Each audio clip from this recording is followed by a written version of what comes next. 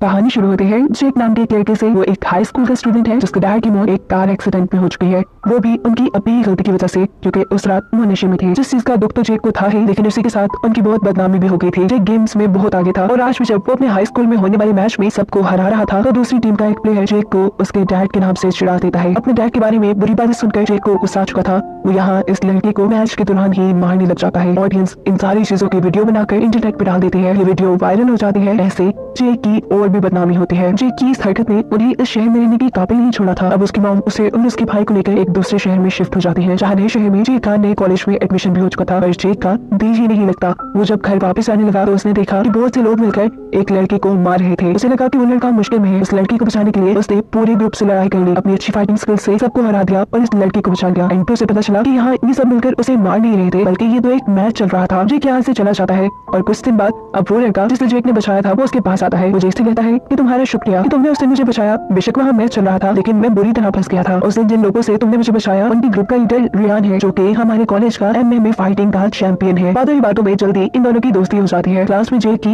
एक लड़की भी दोस्त बन गई थी। जेक को वो बहुत पसंद थी। आज वो जेक को एक पार्टी का इनविटेशन देती है, जो असल में रियान के घर पे ही थी, जहाँ पहली मर्तबा उसकी मुलाकात रियान से होती है। इस पॉइंट पे हमें पता चलता है कि जिस लड़की को जेक पसंद करता है वो रियान की ही गर्लफ्रेंड है। इस पार्टी में सभी लोग जहाँ एंजॉय कर रहे थे वही अपनी एंजॉयमेंट के लिए रियान जेक को फाइटिंग के लिए चैलेंज कर देता है। जेक को ये बात अजीब लगती है। वो लड़ना नहीं चाहता था, वो यहाँ से मुड़ जाता है। लेकिन जब रियान उसके डैड के बारे में गलत बातें बोलता है तो अब जेक को भी गुस्सा आ चुका था। वो उसकी फाइट के चैलेंज को कबूल कर लेता है। फाइट शुरू हो जाती है। जेक चाहे जितना भी फाइटिंग में अच्छा हो, लेकिन उसके सामने इस वक्त एक चैंपियन था जिसने उसका मार मार के बुरा हाल कर दिया था। उसके फेस की हालत भी इतनी बुरी हो गई कि वो कई दिन तक स्कूल नहीं जा पाया। इसीलिए उसका दोस्त आज उसके घर पर उसकी तबीयत पूछने आया था। ये लोग बातें करते हैं और यहाँ पर वो लड़का जेक से कहता है कि तुम जानते हो रियान चैंपियन है, उसे आज तक कोई नहीं हरा पाया, यहाँ तक कि किसी के अंदर उसे लड़ने की भी हिम्मत नहीं है। लेकिन मैंने देखा कि तुम बगैर डरे उससे लड़े हो। अगर तुमने ट्रेनिंग ली होती या तुम एक फाइटर होते तो तुम पक्का रियान को उस दिन हरा देते। तुम में कुछ तो बात ऐसी है, तुम एक फाइटर बन सकते हो, बस ट्रेनिंग की कमी है। जो ना तुम मेरा ट्रेनिंग सेंटर ज्वाइन कर लो। जेक मान जाता है और वो लड़का उसे लेकर अपने कोच के पास पहुंचता है। कोच उसे अपने ट्रेनिंग सेंटर में एडमिशन देने से पहले उसके कुछ फिजिकल टेस्ट करते हैं। इन सभी टेस्ट को जेक पास कर लेता है और कोच उसे ट्रेनिंग देने के लिए मान जाते हैं। लेकिन कोच के कुछ रूल्स थे कि जितना वक्त तुम मेरे से ट्रेनिंग ले रहे होगे तब तक तुम बाहर किसी से फाइट नहीं करोगे, और अगर तुमने ऐसा किया तो मैं तुम्हें ट्रेनिंग नहीं दूंगा। उसके बाद जेक अपने घर आ जाता है और वो देखता है कि यहाँ उसे उसकी क्लास फेलो मिलने आई थी जिसे वो पसंद करता था। लेकिन जेक आज उससे मिलना नहीं चाहता क्योंकि उसी के कहने पे वो रियान के घर गया था और वहाँ वो सब हो गया। ये बात तो ये लड़की भी जानती थी, इसलिए तो वो जेक से सॉरी करने आई थी। वो जेक से सॉरी करती है, उसे बहुत मनाती है, लेकिन जेक उसकी एक नहीं सुनता। अगले दिन से जेक की ट्रेनिंग भी शुरू हो गई थी। वो बहुत लगन से अपनी ट्रेनिंग कर रहा था और ये चीज कोच ने भी नोटिस कर ली थी। वो जान गए थे कि जेक के अंदर कोई तो ऐसी बात है कि वो हर चीज में बाकियों से आगे निकल जाता है। वो अपना हर टास्क बाकियों से अच्छा परफॉर्म करता है। यहाँ दूसरी तरफ हमें दिखाया जाता है कि जेक की क्लास फेलो रियान के पास गई है। वो रियान से गुस्सा थी। वो उसे कहती है कि तुम्हें सिर्फ मासूम लोगों को तंग करना और मारना ही आता है, तुम अपनी पावर्स कमजोर लोगों को मारते ही साबित कर सकते हो और ये चीज शायद तुम्हें अच्छी लगती होगी, मुझे नहीं, और यही वजह है कि मैं तुम्हारे साथ और रिलेशन में नहीं रह सकती, मैं तुम्हें छोड़ कर जा रही हूँ।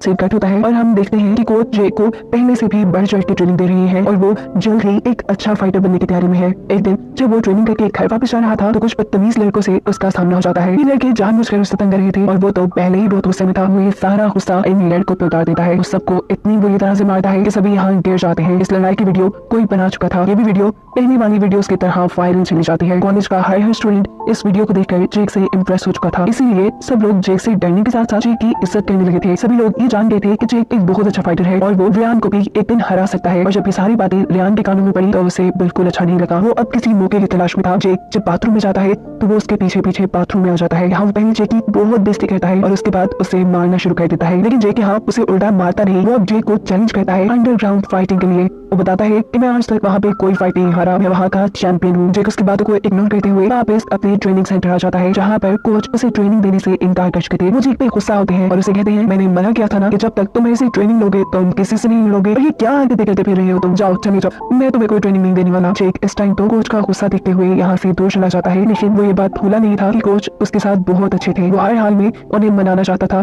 वो हर जगह उनका पीछा करता है और आखिर उसे एक दिन ग्रोसरी स्टोर पे कोच से बात करने का मौका मिल ही जाता है। वो कोच को यहाँ पर अपनी कंडीशन समझाता है। वो उसे बताता है कि वो लड़ना नहीं चाहता, लेकिन लोग उसे लड़ने पे मजबूर कर देते हैं उसके डैड का नाम लेकर। आखिर उसके डैड की गई गलतियों में उसका क्या कसूर है, ये बात बताते हुए उसकी आंखों से आंसू आ गए थे और उसके आंसू देखकर कोच भी पिघल जाते हैं और उसे दोबारा ट्रेनिंग देने के लिए राजी हो जाते हैं। खुशी खुशी दोबारा जेक ट्रेनिंग में आ जाता है और इस मरतबा कोच उसे पहले से भी ज्यादा हार्ड ट्रेनिंग दे रहे थे, क्योंकि अब वो कोच को ये बात भी बता चुका था कि किस तरह उसे MMA चैंपियन यानी रेहान ने फाइटिंग चैलेंज किया है और मैं उसके चैलेंज को एक्सेप्ट करना चाहता हूँ। इसी ट्रेनिंग के दौरान कोच की भी जेक के साथ अच्छी बॉन्डिंग हो जाती है। कोच उसे बताते हैं कि उनके भाई एक बहुत ही अच्छे फाइटर थे। एक दिन उसे एक चैंपियन ने फाइट के लिए चैलेंज कर दिया। अब एक अच्छा फाइटर होने की वजह से मेरे भाई ने उसे फाइट में तो हरा दिया, लेकिन उस चैंपियन को गुस्सा आ गया और गुस्से में चैंपियन ने अगले दिन मेरे भाई को आकर गन से मारकर उनका मर्डर कर दिया। उसके मरने में मेरी कोई गलती नहीं थी, फिर भी मेरे फादर ने उसकी मौत का सारा इल्जाम मेरे पे लगा दिया और कहा कि अगर तुम उस दिन चाहते तो अपने भाई को बचा सकते थे, लेकिन तुमने ऐसा नहीं किया। जिसके बाद उन्होंने मुझे अपने घर से निकाल दिया और मैं आज तक अपनी फैमिली के बगैर रह रहा हूँ और मुझे उनकी बहुत याद आती है। मुझे इससे भी कहते हैं कि तुम्हें अपनी फैमिली की कदर करनी चाहिए, सिर्फ वही हमारे इस दुनिया में अपनी है और एक दिन जब वो आपसे दूर हो जाए तब आपको उनकी कदर होती है। कोच की सभी बातों से उसे रह रहकर अपनी फ्रेंड का ख्याल आ रहा था जो उसे कई मरतबा सॉरी करने आ चुकी थी, लेकिन जेक ने उसे माफ नहीं किया था और अपनी इस गलती के लिए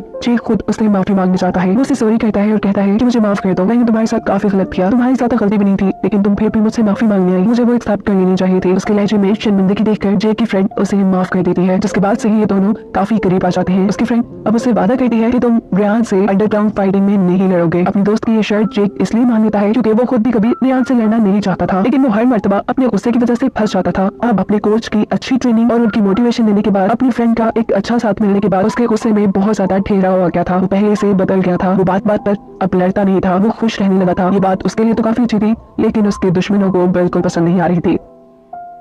रेहान जो हर हाल में अपनी बेइज्जती का उससे बदला लेना चाहता था, वो उसके साथ एक गेम चलता है। वो कॉलेज में अच्छा बनने का नाटक करते हुए जेक के दोस्त को अपने साथ किसी अंडरग्राउंड जगह में ले जाता है। इन्हें ज्यादा हुआ कोच भी देख चुके थे। रेहान और उसका पूरा ग्रुप इस लड़के को बुरी तरह मारते हैं और जब वो बुरी तरह पिटकर बेहोश हो जाता है तो उसे जेक के घर के बाहर छोड़ जाते हैं। उसकी हालत इतनी खराब थी कि वो बिल्कुल मरने वाला था। जेक उसे हॉस्पिटल लेकर जाता है। वक्त पे हॉस्पिटल आने की वजह से मुश्किल उसकी जान बच गई थी और जेक इस सब के पीछे की गेम समझ गया था। वो समझ गया था कि रेहान ने मेरे दोस्त को इसलिए मारा ताकि मैं गुस्से में आकर उससे फाइटिंग का चैलेंज एक्सेप्ट कर लूं। अब उसका गुस्सा भी पहले की तरह पागलों जैसा हो गया था। वो अपनी फ्रेंड से कहता है कि अब मैं उससे लड़के रहूंगा। यहाँ कोच उसे समझाते हैं कि तुम्हें उस फाइटिंग टूर्नामेंट में हिस्सा नहीं लेना चाहिए, अगर तुम उसमें हिस्सा लोगे तो उसके सभी बुरे अंजाम के लिए भी तुम्हें तैयार रहना होगा। वो कोच से कहता है कि ये मेरा आखिरी फैसला है, मैं वहाँ जाकर लड़ूंगा। वो अब अंडरग्राउंड फाइटिंग के लिए पहुंच जाता है और यहाँ जाके उसे पता चलता है कि क्योंकि रेहान यहाँ का चैंपियन है, इस वजह से रेहान से लड़ने के लिए उसे पहले बहुत से और फाइटर्स को हराना होगा। यहाँ जेक तो एक एक करके सभी फाइटर्स को हरा रहा था, जबकि दूसरी तरफ रेहान के भी अपने मैचेस चल रहे थे। जेक की फाइटिंग के दौरान उसका ओपोनेंट यहाँ उसे नीचे गिराकर